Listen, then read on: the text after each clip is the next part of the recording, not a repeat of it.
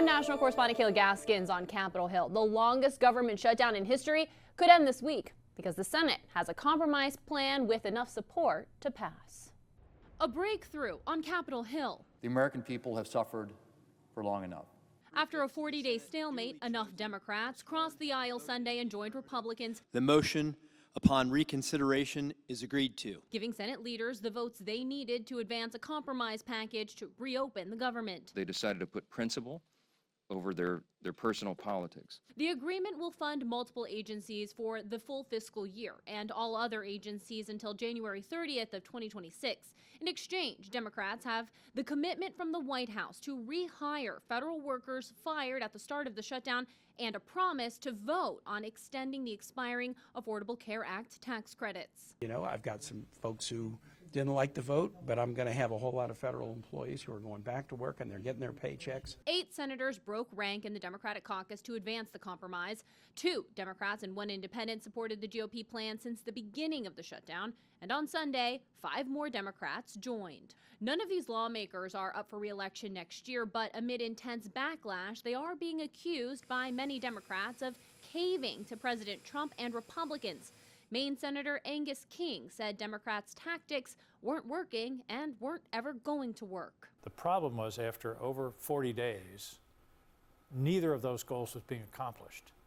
And in the meantime, a lot of collateral damage was happening. People's lives were being hurt. We've heard you talk about air travel, but I'm more worried about 42 million Americans who depend on SNAP benefits to put food in before their families. Senate Majority Leader Chuck Schumer standing firm in his opposition.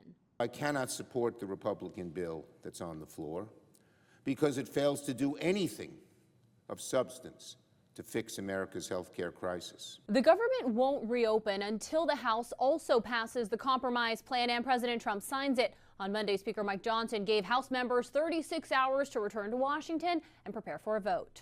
On Capitol Hill, I'm Kayla Gaskins.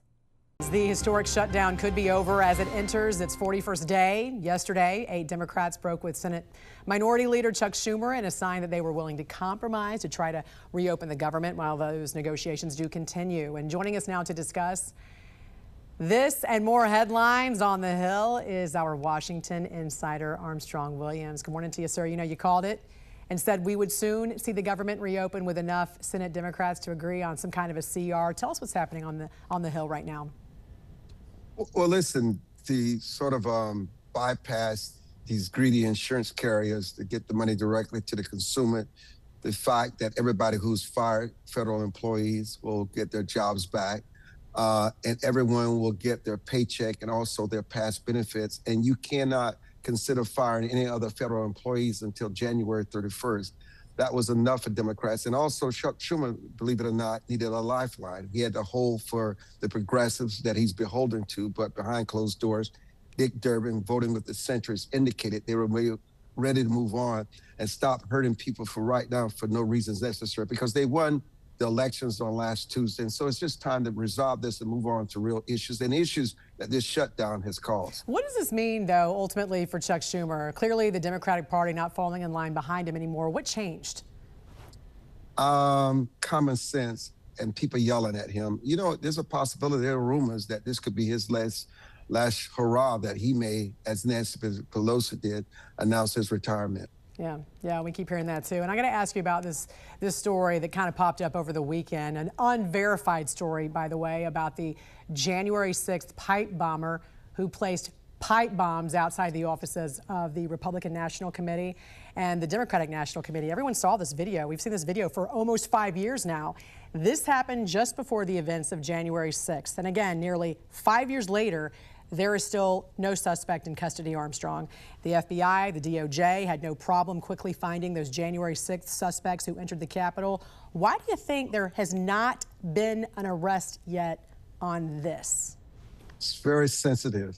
And the fact that the DOJ and the FBI has not given any credibility to this, they have not also said, they've not declared that it was not true.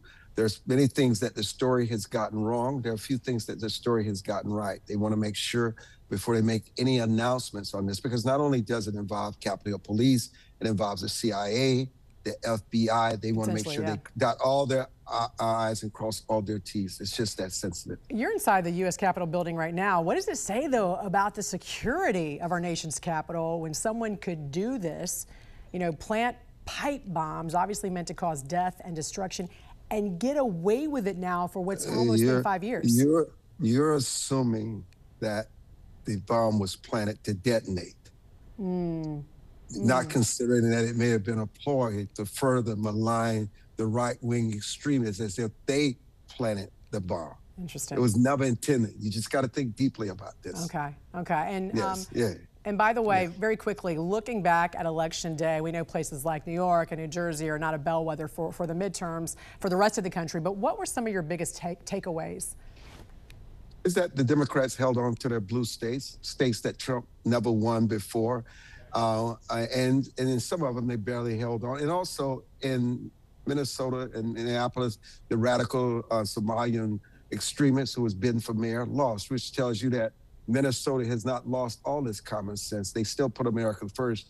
And that was a good sign. And so, you know, we move on. These elections are elections, and anything within a week can change the dynamics of it. The voters are very fickle. We'll just see what happens. The midterm elections, Jeanne, is a long way off. Anything can happen. That's very true. All right, sir. Washington insider Armstrong Williams. Great to see you there inside the Capitol. Thanks for joining us. Thank you. Confusion and uncertainty has been mounting for 42 million Americans who rely on SNAP benefits.